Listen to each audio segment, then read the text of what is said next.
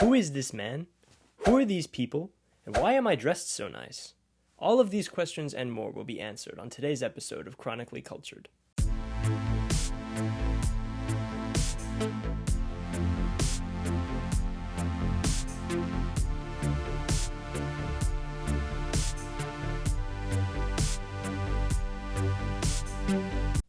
Hello everyone, thank you all so much for joining me today. The questions regarding the identities of our mysterious guests and of my perplexingly formal attire will have to wait until a different point in this video. For now, we will start with addressing who this man is. Now, some of you may already recognize him, and I hope a good many of you do. He is, of course, the great Florentine, the prophet of modern politics, the rascal, the scoundrel, the teacher of evil, Old Nick, some say the devil in the flesh, some say the first of the moderns, the founder of political science. Some say there is no difference between those appellations. We have, of course, Niccolo Machiavelli. Now, although we will spend a lot of time talking about Machiavelli today, our goal is not to dive into his thought and really figure out the theories within The Prince or the Discourses or any of his other works. The goal today is to use Machiavelli as a jumping-off point to talk about the value of studying great books in general. Today we will be reading a letter that Machiavelli wrote in which he details his daily routine. Now, there are lots of insights we can draw from this. There are things we can learn about his habits, the things that made him the man he was, and maybe some things that we might want to implement in our own routines, though hopefully not too many of them. He's not really a standout example in all areas, as we will see. More importantly, this letter will tell us how Machiavelli engaged with the ancients, how he read their works, and how we ought to approach these works. Also, it will tell us what apparel we ought to wear when approaching such works. Machiavelli was born in 1469 in Florence, Italy. At this point in its history, Florence was in a very tumultuous political environment. There were a lot of great powers in the area who were competing for control over the Italian peninsula, and by extension, control over Florence. In the great power competition happening all around them, many Italian city-states found themselves swallowed up or embroiled in conflicts far bigger than themselves. Machiavelli was a devoted and patriotic son of Florence. He loved his city, and he wanted to ensure that in all the great power shenanigans happening around them, the Florentines were able to maintain their security. Machiavelli operated as a high-level diplomat for almost all of his career, and he had to maneuver very carefully to ensure that Florence was on a path towards safety and success. As his career progressed, unfortunately, Machiavelli attracted the suspicion of the Medici family, and they decided that he was conspiring against them, which, frankly, he has a very conspiratorial look about him, so I understand. They took Machiavelli and imprisoned him in Florence. They kept him in a dungeon and actually tortured him for 3 weeks, trying to extract a confession of some kind of conspiracy. Now, there was no conspiracy, so Machiavelli was eventually released. This experience scarred Machiavelli, probably in more ways than one. Sorry. And he went on to retire to a countryside villa to sort of escape the crazy machinations of an active political life. It was in this retirement that Machiavelli decided to pen a letter to his friend, Francesco Vettori. I have tried for like 4 takes to say the words friend and Francesco back to back. It is not easy. The letter's quite short. I would encourage you all to find it and read it. I'm not going to read the entire thing here, just because I don't want to bore you in case you're not interested, but you should be interested, so look it up later. Anyways, he begins his letter with some casual jesting. He tells his friend, I appear to have lost, no, mislaid your favor, since you have gone a long time without writing me. Clearly, he did not have a ton to do while he was in retirement, and these letters were his only real connection to Florentine politics. Anyway, he goes on to give some basic life advice, including this wonderful tidbit. Whoever lets go of his own convenience for the convenience of others only loses his own and gets no thanks from them. I.e., don't do things for other people, because they won't do them back for you. Keep your convenience. Thank you, Machiavelli. Very good. It's a wonder he had any friends to write to, frankly.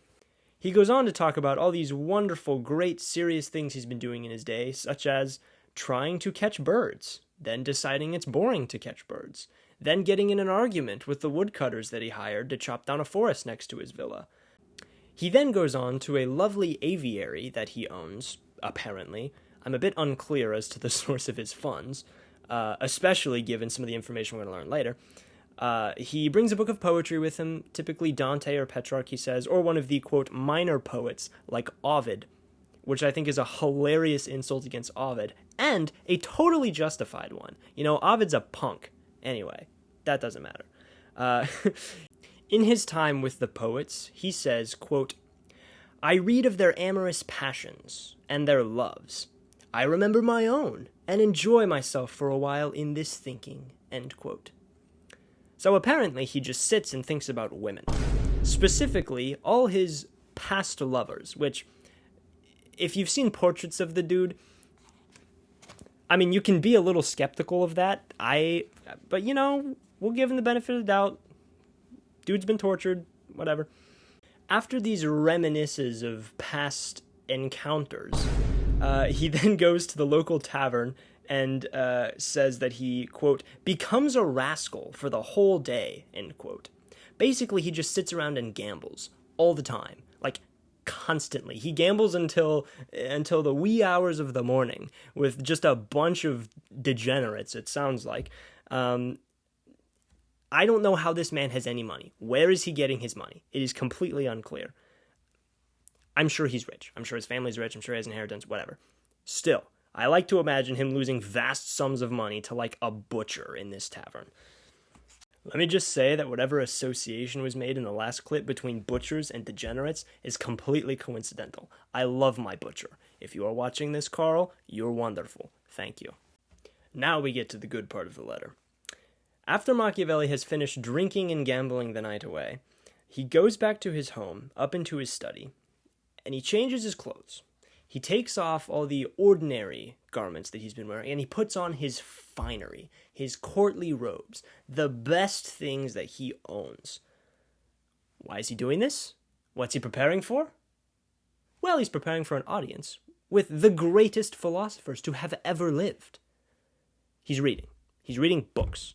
The seriousness with which Machiavelli engages with the works of these ancients is the thing I want to leave you guys with today.